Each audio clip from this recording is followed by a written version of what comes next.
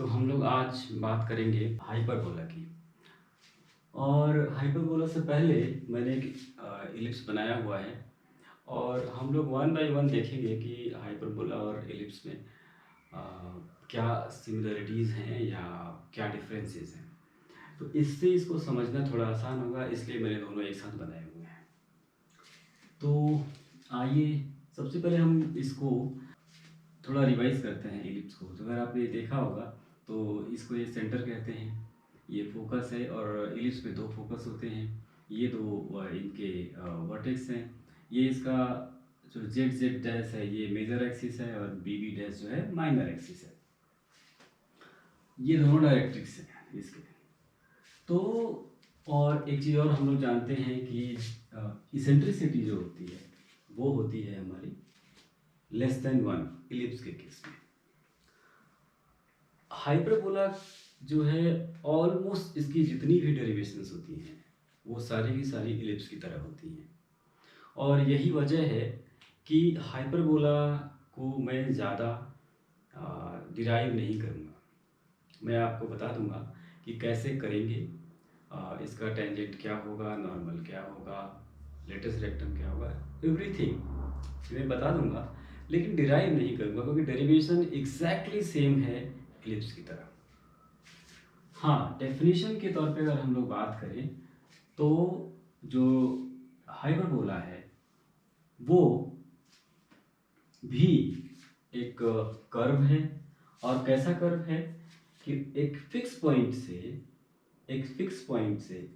मतलब उन सभी पॉइंट्स का लोकस, एक ऐसा कर्व जिसमें उसके सभी पॉइंट का लोकस एक फिक्स पॉइंट से, जिसको हम लोग फोकस कह रहे हैं, उसका डिस्टेंस डिवाइडेड बाय एक फिक्स लाइन से उस पॉइंट का, उसके हर पॉइंट का जो डिस्टेंस, अगर हम लोग इसको डिवाइड करें तो एक कांस्टेंट आता है और ये कांस्टेंट की जो वैल्यू है वो ग्रेटर देन 1 है। इलिप्स के केस में ये वैल्यू लेस देन 1 है।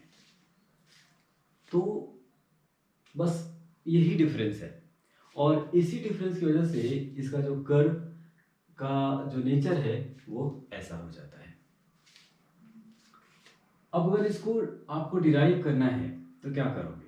सिमिलरली जैसे हमने इलिप्स के केस में किया था कि एक पॉइंट लिया, एक फिक्स पॉइंट लिया और उस फिक्स पॉइंट को फिर हम लोग P S by P M is equal to E एक फिक्स पॉइंट है।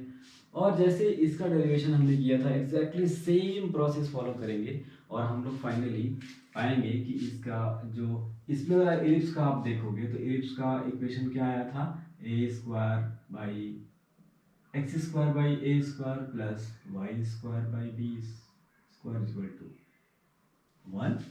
यहाँ आएगा X square by A square minus Y square by B square is equal to 1। और तो ये हमारा स्टैंडर्ड इक्वेशन है हाइपरबोला का। साथ ही साथ हमने ये भी बताया आपको, अच्छा एक चीज और आपने देखा था कि ये जो b है यहाँ पर जो आप देखोगे तो ये बी डैश बी सी जो है b था और b की वैल्यू क्या थी, तो B square equal to A square 1 minus E square.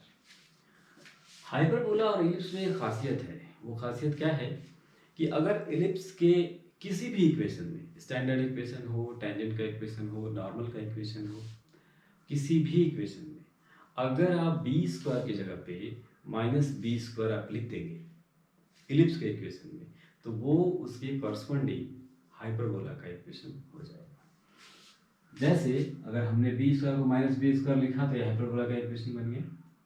Similarly अगर आप टेंजेंट का इसका इक्वेशन क्या लिखते हो, टेंजेंट का इक्वेशन हम लोग लिखते हैं A square plus Y by Y by 1 B square is equal to 1। ये टेंजेंट का इक्वेशन है इस इलिप्स पे पॉइंट x1 y1 पे।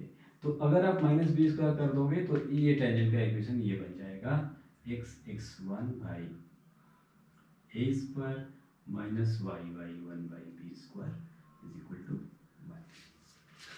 सिमिलरली यहाँ इसको बोलते हैं मेजर एक्सिस, इसको बोलते हैं माइनर एक्सिस। इस केस में यहाँ पर हम लोग बोलेंगे इसको ट्रांसवर्स एक्सिस। एक्सिस, और इसको बोलते हैं हम लोग कॉन्जुगेट एक्सिस।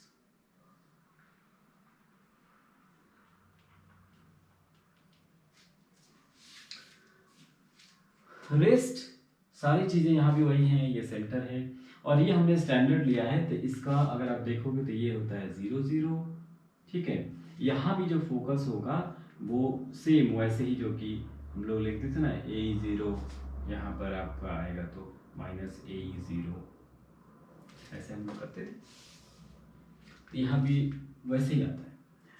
तो हम लोग क्या करेंगे कि मैंने आपको ये बताया कि देखिए डेरिवेशन जो है एग्जैक्टली सेम है, आप ट्राई कीजिए डेरिवेशन करने का, नहीं हो तो आप कमेंट करके मुझे बताइएगा, मैं एक बार फिर से डिराइव कर दूंगा। लेकिन जैसे मैंने एलिप्स का किया था, आप एलिप्स का वीडियो देखिए और एग्जैक्टली सेम वैसे ही प्रोसेस फॉलो कीजिए, और इसके सब चीज़ का डेरिवेशन आप कर सकते हैं, सारे इक्वेशंस फाइंड किए जा सकते हैं एलिप्स की तरह। मुझे एक चीज़ बतानी है, तो एक समरी, तो मैं क्या करने वाला हूँ कि एक समरी शीट आपसे डिस्कस करूँगा, जिसमें कि सारी चीज़ें एक साथ में बताने की कोशिश करूँगा, सब कुछ, और सारे फॉर्मूले एक साथ हम लोग रिवाइज करेंगे, और सारे के सारे नॉर्मल, टेंजेंट, ये सब कुछ हम लोग करने वाले हैं। एक चीज़ मैंने बताई थी, अगर +b² यहाँ पर है, अगर इसको -b² कर दोगे आप, तो ये हर जगह सेटिस्फाई करता है इसके लिए। तो यहाँ भी वही है, अगर आप देखोगे तो अगर -b² = a² 1 - e², अगर आप करोगे तो ये हाइपरबोला के लिए सेटिस्फाई करेगा। मैंने कहा कि b² को -b² से रिप्लेस कर दीजिए, तो अगर आप इसको देखिएगा तो क्या होगा, -b² = a² - a² e²,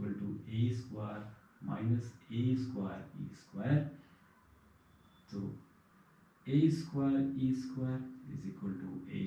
+ b², so e² = 1 + b²/a², so e = √1 + b²/a²। ये है हमारा हाइपरबोला की इसेंट्रिसिटी। तो आप समझ लीजिए, अगर इसको माइनस कर देंगे तो ये हो जाएगा। तो हम लोग 1 बाई 1 जितने भी इसकी प्रॉपर्टीज है ना, 1 बाई 1 एक टेबलर फॉर्म में देखेंगे और उसको थोड़ा सा एनालाइज करेंगे, और उसको याद करना बहुत आसान होगा। हम अगर एक सिर्फ एलिप्स जान लें, तो हम लोग सिर्फ एलिप्स जानने के बाद हाइपरबोला का इक्वेशन लिख सकते हैं, हम लोग सर्किल का इक्वेशन लिख सकते हैं। ये इस छोटी सी वीडियो में अभी इतना ही रहने देते हैं। उसके बाद अभी एक जब हम टेबल बनाएंगे तो उस टेबल को डिटेल में हम लोग डिस्कस करेंगे। उस टेबल में पैराबोला, सर्किल, हाइपरबोला और एलिप्स, ये सारे होंगे।